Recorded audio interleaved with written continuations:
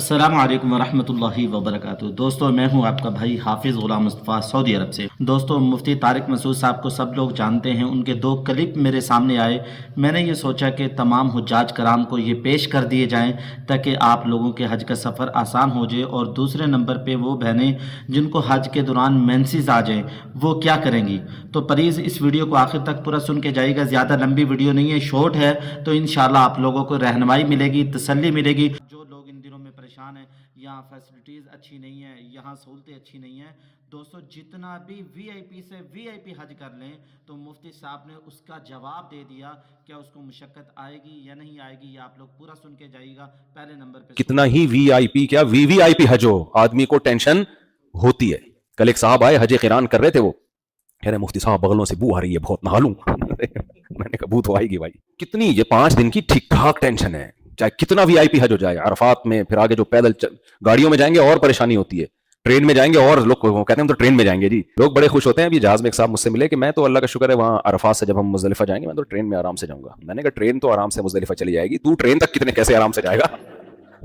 اکیلا تو تھوڑی جا رہا ہے بھائی ٹرین میں، لاکھوں لوگ اور بھی جا رہے ہیں۔ تو وہ جو بگدڑ مچتی ہے اسٹیشن پہ اور جو پس ہو گئے وہ الگ ہے۔ احرام اس کپڑے کا نام نہیں ہے، خوب سمجھ لیں۔ احرام کا مطلب کیا ہے؟ احرام میں آنے کے بعد سلا ہوا کپڑا نہیں پہن سکتے، یہ تو ہم اپنے جسم کو چھپانے کے لیے ہم نے پہنا ہوا ہے کہ کچھ تو پہننا ہے بھائی۔ اللہ نے کہا کچھ بھی پہنو، سلا ہوا کپڑا نہیں پہن سکتے، پھر خوشبو نہیں استعمال نہیں کر سکتے، بال نہیں کاٹ سکتے۔ ابھی تو حج بہت چھوڑے دنوں کا ہو گیا، جب صحابہ کرام حج کے لیے آیا کرتے تھے تو ایسے واقعات تھے سر میں جوئیں پڑ جاتی تھیں۔ یہ مسئلہ بھی بہت زیادہ پوچھا جاتا ہے جی، حج کے دوران اگر حیض شروع ہو جائے، خواتین اس میں بہت بیچاری پریشان ہوتی ہیں، تو خوب سمجھ لیں حج کے کسی رکن کے لیے سوائے ایک رکن کے طواف، باقی کسی رکن کے لیے پاک ہونا ضروری نہیں ہے۔ حالت حیض میں صفا مروہ کی سعی بھی جائز ہے، مینا میں قیام بھی جائز ہے، وقوف عرفہ بھی جائز ہے، وقوف مزدلفہ بھی جائز ہے۔ یہ سارے جو اعمال ہیں حج کے ادا ہو سکتے ہیں حالت حیض میں بھی، ناپاکی کی حالت میں بھی، صرف طواف نہیں ہو سکتا۔ تو اس لیے جب کسی خاتون کو مینسز آ جائیں تو وہ عمرے کا طواف بھی نہیں کر سکتی اور حج کا طواف بھی نہیں کر سکتی، اور اگر شدید مجبوری میں عمرے کا طواف کر لیا تو ایک دم دینا پڑے گا۔ وہ مجبوری کیا ہے؟ یہی ہے کہ بھائی اب حج شروع ہونے والا ہے، عمرہ اب کیسے اس کو ڈیلے کریں ہم؟ پاک ہونے کا انتظار کیا تو فلائٹیں واپس چلی جائیں گی، پورا قافلہ واپس چلے جائے گا، تو اکیلی کیسے رہیں گی وہ وہاں پہ؟ تو اگر طواف عمرے کا کر لیا ناپاکی کی حالت میں تو دم دینا پڑے گا، یعنی ایک بکرا یا ایک دمبا، اور یہ حدود حرم میں ہی کاٹنا ضروری ہے، کسی کے ذمہ لگا دیں وہ کاٹ کے اس کا گوشت صدقہ کر دیں۔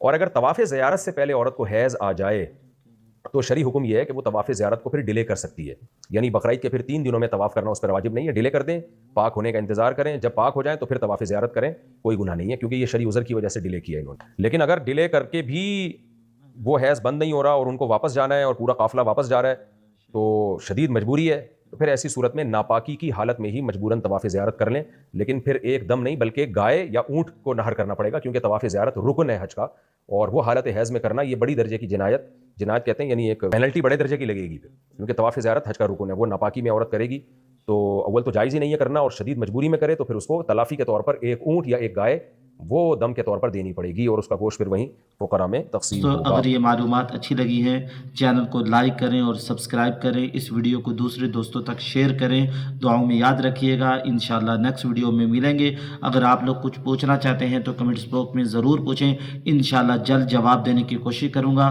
السلام علیکم ورحمۃ اللہ وبرکاتہ۔